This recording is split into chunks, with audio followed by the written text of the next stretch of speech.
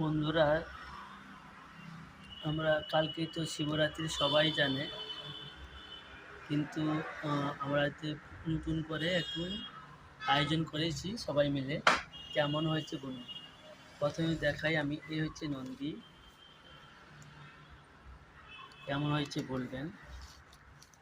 তারপরে হচ্ছে আমাদের এই যে ভোলে বাবা, তারপর হচ্ছে ভোলে বাবাকে এই যে পাথরের ওপর বসানো হয়েছে।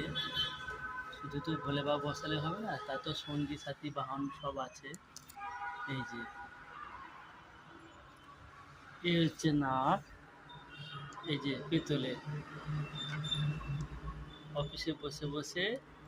এই যে এটা হচ্ছে নাক। শুধু তো নাক থাকলে হবে না, তার সঙ্গে আবার তার সঙ্গে ভোলা বাবার যে ত্রিশূল,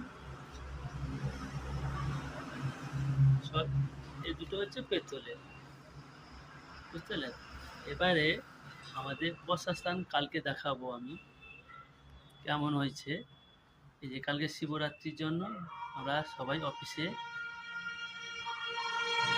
কী করবো, বসে বসে এটা আনার মানে আনার পরিকল্পনা নিলাম।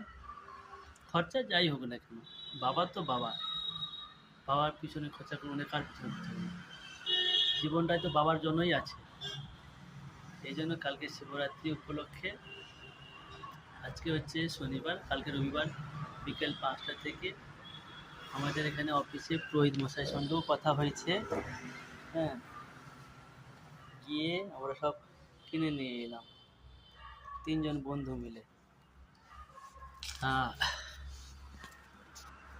এই যে এটা আরও কালো হবে বললো, দোকানদার বললো যে ঘি আর তেল দিয়ে পুরো ধুলে পুরো কালো হয়ে যাবে। বাবার পাশে ত্রিশূলটা থাকবে, নন্দী তো যেভাবে থাকবে। এই যে কালকে যেখানে বসাবো, কালকে আবার দেখাবো।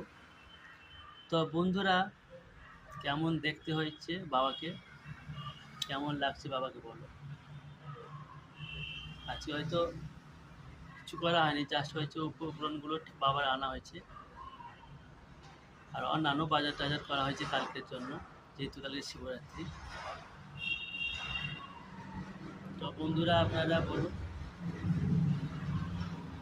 বলে সবাই মিলে হর হর মহাদেব।